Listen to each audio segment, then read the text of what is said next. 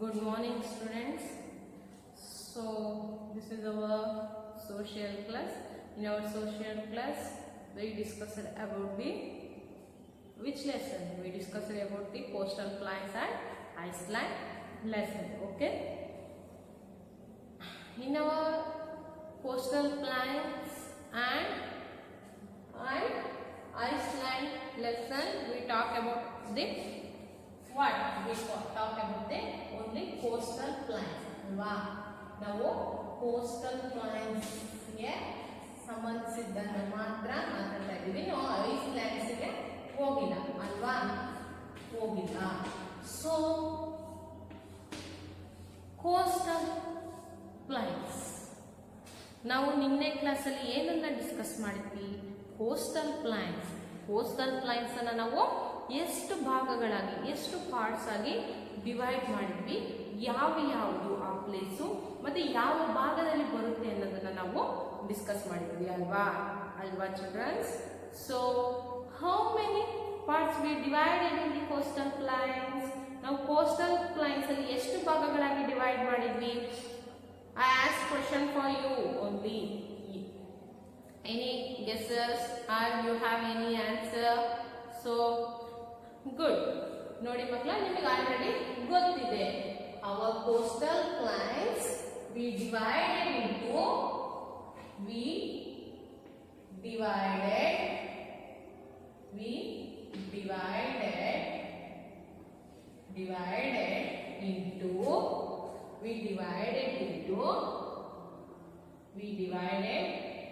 into two parts alva, two parts. It is the main parts. Main parts ಗೊತ್ತಾಯ್ತಾ? main parts ಇವು ಗೊತ್ತಾಯ್ತಾ? ಮುಖ್ಯವಾಗಿ ಬರ್ತಕ್ಕಂಥ main parts. ಈ ಕೋರ್ಸ್ ಯಾವುದು? ಫಸ್ಟ್ ಒನ್ ಯಾವುದು? First one eastern, EASTERN, eastern coastal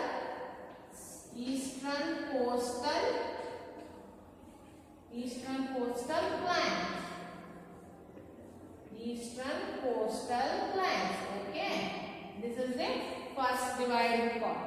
Second one, ಯಾವುದು? second part ಬರಿತಾ ಇದ್ದೀನಿ. western coastal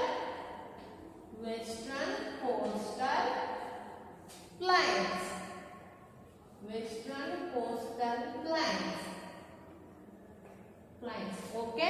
ಸೊ ನಾನು ಇಲ್ಲಿ ಮಾಡ್ತಾ ಇರ್ತಕ್ಕಂಥ ಒಂದು ಎಫರ್ಟ್, ನಾನು ಇಲ್ಲಿ ಆಗ್ತಾ ಇರೋ ಒಂದು ಎಫರ್ಟ್ ಏನಕ್ಕೆ ಅಂದ್ರೆ, ನಿಮಗೆ ನನ್ನ ಒಂದು ಇಂಟೆನ್ಷನ್ ಏನಪ್ಪ ಅಂದ್ರೆ, ಕಾನ್ಸೆಪ್ಟ್ ನಿಮಗೆ ಅರ್ಥ ಆಗ್ಬೇಕು. ಮೈನ್ ಗೊತ್ತಾಯ್ತಾ? ಈ ಒಂದು ಕೋಸ್ಟಲ್ ಪ್ಲೈನ್ಸ್ ಅಂದ್ರೆ ಏನು, ಅದ್ರೊಳಗೆ ಏನೇನು ಬರುತ್ತೆ ಅನ್ನೋ ಒಂದು, ಯಾಕೆಂದ್ರೆ ನಿಮ್ಮ ನಡುವೆ ಡಿಸ್ಟೆನ್ಸ್ ಇರೋದ್ರಿಂದ ಇಲ್ಲಿ ಕಾನ್ಸೆಪ್ಟ್ ಅನ್ನ ನಿಮಗೆ ಅರ್ಥ ಮಾಡಿಸೋದು ತುಂಬಾ ಇಂಪಾರ್ಟೆಂಟ್ ಆಗುತ್ತೆ ಅಲ್ವಾ ಮಕ್ಕಳ?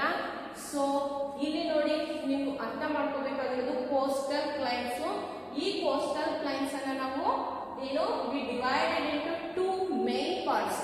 ಒಂದು eastern coastal plains, second one western coastal plains. ಈ ಒಂದು eastern coastal plains, western coastal plains ಎಲ್ಲಿ ಬರುತ್ತೆ ಅಂದ್ರೆ, ಇಲ್ಲಿ ಏನಂತ ಹೇಳಿದ್ವಿ ನಾವು, eastern coastal plains in the east side ಅಲ್ಲಿ ಈಸ್ಟರ್ನ್ ಗಾಡ್ಸ್ ಅಲ್ವಾ? ಈಸ್ಟರ್ನ್ ಗಾಡ್ಸ್ ಅಲ್ವಾ? ಈಸ್ಟರ್ನ್ ಗಾಡ್ಸ್ and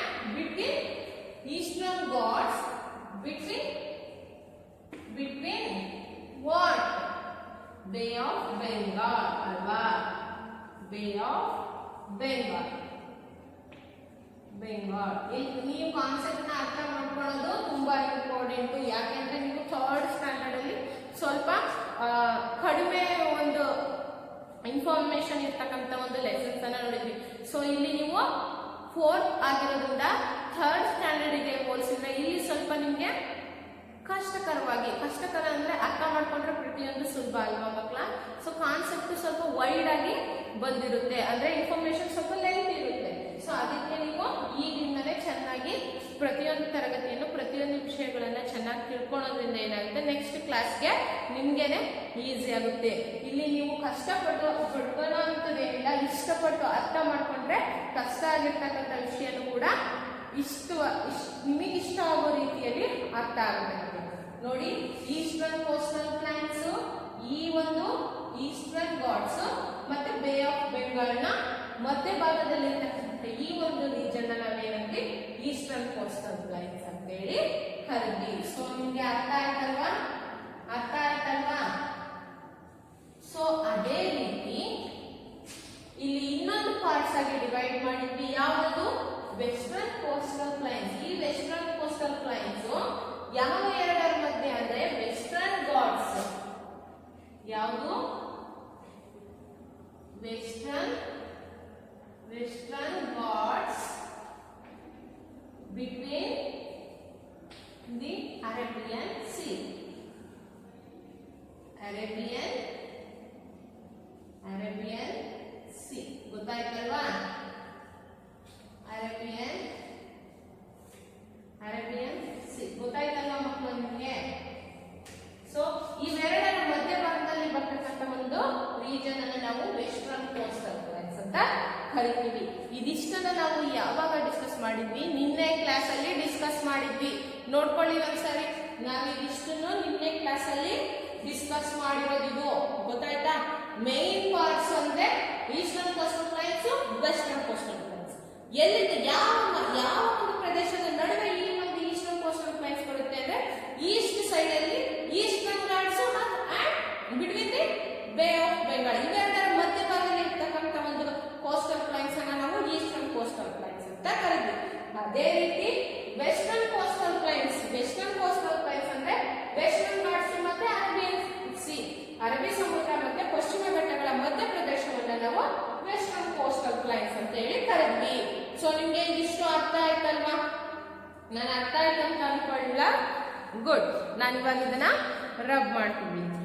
ಸೊ ಮಕ್ಕಳ, ನೆಕ್ಸ್ಟ್ ನಾನು ಇವತ್ತಿನ ಕ್ಲಾಸಲ್ಲಿ, ನಿನ್ನೆ ಕ್ಲಾಸಲ್ಲಿ ಇಲ್ಲಿವರೆಗೆ ನಾನು ನಿಲ್ಸಿದ್ದೆ.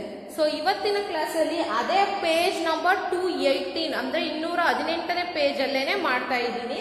ಸೊ ನಿನ್ನೆ ಇಲ್ಲಿಗೆ ನಿಲ್ಸಿದೆ. ಈಗ ಉಳಿದಿರ್ತಕ್ಕಂಥ ಪಾರ್ಟ್ ಆಗಿರ್ತಕ್ಕಂಥ ದೀಸ್ ಪ್ಲೈನ್ಸ್ ಇಲ್ಲಿಂದ ಇವತ್ತಿನ ಕ್ಲಾಸಲ್ಲಿ ನಾನು ಸ್ಟಾರ್ಟ್ ಮಾಡ್ತಿದ್ದೀನಿ. ಎಲ್ರು ಕೂಡ ಪೇಜ್ ನಂಬರ್ 218 ಅನ್ನು ಓಪನ್ ಮಾಡಿ. ಎಲ್ರು ಓಪನ್ ಮಾಡಿದ್ದೀರಾ ಅಲ್ವಾ? So shall I start now? Okay, good. These plants meet at Kanyakumari. This is the southern most tip of the peninsula. ಅಂದ್ರೆ these plains ಅಂದ್ರೆ ಯಾವ ಪ್ಲೈನ್ಸ್? ಈ eastern coastal plains, western coastal plains, ಈ ಎರಡು ಕೂಡ ಈ ಒಂದು ಕೋಸ್ಟಲ್ ಪ್ಲೈನ್ಸ್ ಏನಾಗುತ್ತೆ? ಮೀಟ್ ಅಟ್ ಕನ್ಯಾಕುಮಾರಿ ಅಂದ್ರೆ ಕನ್ಯಾಕುಮಾರಿಯಲ್ಲಿ ಈ ಪೂರ್ವ ಕರಾವಳಿ ಪ್ರದೇಶ, ಪಶ್ಚಿಮ ಕರಾವಳಿ ಪ್ರದೇಶಗಳು ಈ between which ocean is there? Indian Ocean is there in the southern part now. Here western coastal plains and the eastern coastal plains and western coastal plains joins in the or meet in Kanyakumari. ಅಂದ್ರೆ ಕನ್ಯಾಕುಮಾರಿಯಲ್ಲಿ eastern coastal plains, western coastal plains meet ಆಗುತ್ತೆ ಅಂದ್ರೆ ಸೇರುತ್ತೆ ಅಂತ ಹೇಳಿ. ಗೊತ್ತಾಯ್ತಾ? ಯಾವ ರೀತಿ ಅದನ್ನು ನಿಮ್ಗೆ ತೋರಿಸ್ತಿದ್ದೀನಿ ನೋಡಿ ಮಕ್ಕಳ. ಇದಿಷ್ಟು ನಿಮ್ಗೆ ಅರ್ಥ ಆಯ್ತಲ್ವಾ? ನಾನು ರಬ್ ಮಾಡ್ತಾ ಇದ್ದೀನಿ. ಮ್ಯಾಪ್ ಅಲ್ಲಿ ನೋಡಿದ್ರೆ ನಿಮ್ಗೆ ಹಾಕಿ ತೋರಿಸಿದ್ರೆ ನಿಮ್ಗೆ ಅರ್ಥ ಆಗುತ್ತೆ. Eastern coastal plains, western coastal plains ಎಲ್ಲಿ ಮೀಟ್ ಆಗುತ್ತೆ ನೋಡಿ. ನಾನು ನಿಮ್ಗೆ ನಿನ್ನೆ ಈ ರೀತಿ ಮ್ಯಾಪ್ ಹಾಕಿ ತೋರಿಸಿದೆ ಅಲ್ವಾ? ನಿಮಗೆ ಅರ್ಥ ಆಗಿದೆ ಅಂತ ಹೇಳಿ ಬಾಟಮ್ ಆಫ್ ಅವರ್ ಮ್ಯಾಪ್ ಅನ್ನ ನಾನು ಇಲ್ಲಿ ಡ್ರಾ ಮಾಡ್ತಾ ಇದ್ದೀನಿ. ಓಕೆ, ನಮ್ಮ ಇಂಡಿಯಾ ಮ್ಯಾಪ್ ನ ಒಂದು ಕೆಳಭಾಗ ಇದೆ, ಗೊತ್ತಾಯ್ತಲ್ವಾ?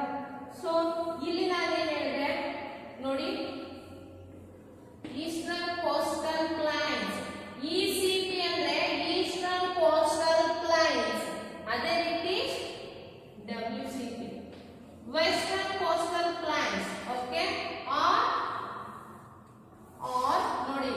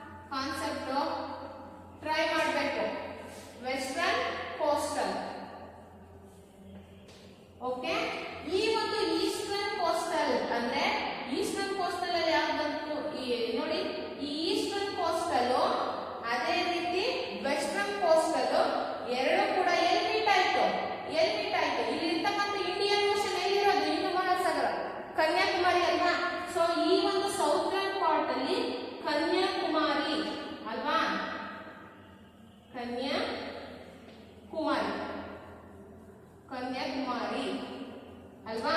ಸೊ ಈ ಒಂದು ಪಾರ್ಟ್ ಅಲ್ಲಿ ಇವೆರಡೂ ಕೂಡ ಏನಾಗುತ್ತೆ, ಮೀಟ್ ಆಗುತ್ತೆ ಅಂದ್ರೆ ಈಸ್ಟರ್ನ್ ವೆಸ್ಟರ್ನ್ ಎರಡು ಕೂಡ ಈ ಸೌತ್ ನಲ್ಲಿ ಏನಾಗುತ್ತೆ, ಮೀಟ್ ಆಗುತ್ತೆ. ನಿಮಗೆ ಅರ್ಥ ಆಯ್ತಲ್ವಾ ಇವಾಗ ಕಾನ್ಸೆಪ್ಟ್ ಅರ್ಥ ಆಗ್ತಿದೆ ಅಲ್ವಾ ಮಕ್ಕಳ. ಇದಿಷ್ಟು ಕೂಡ ಏನು, water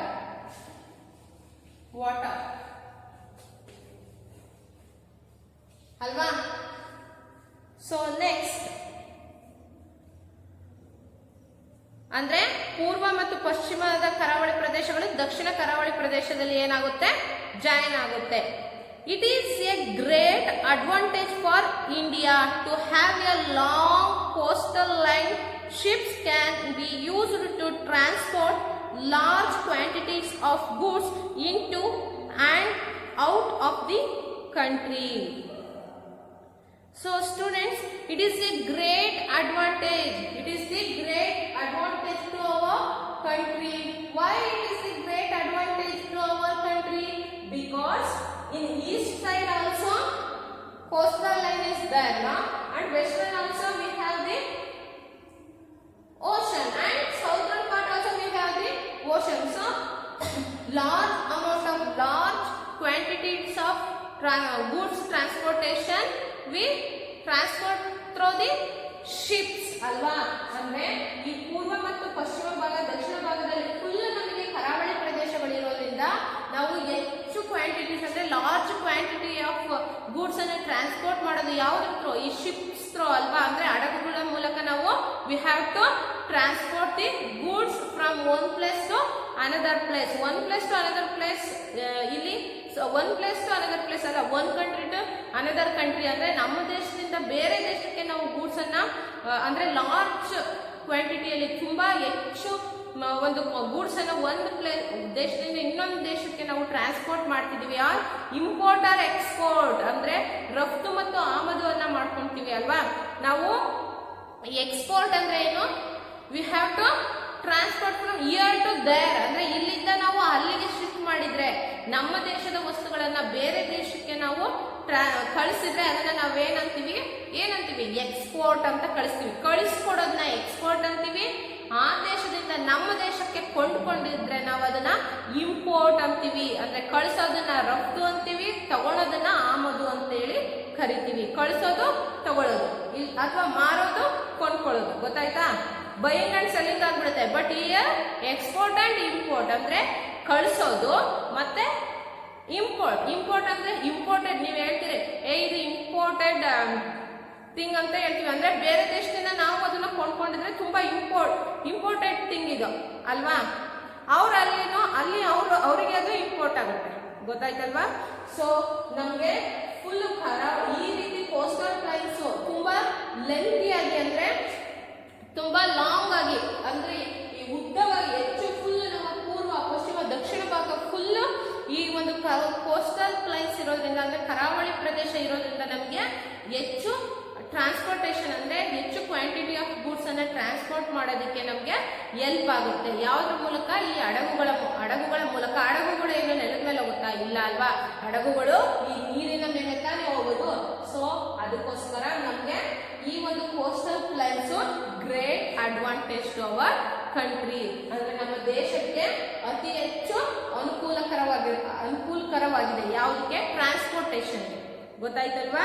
so next, ships are loaded and unloaded at ports.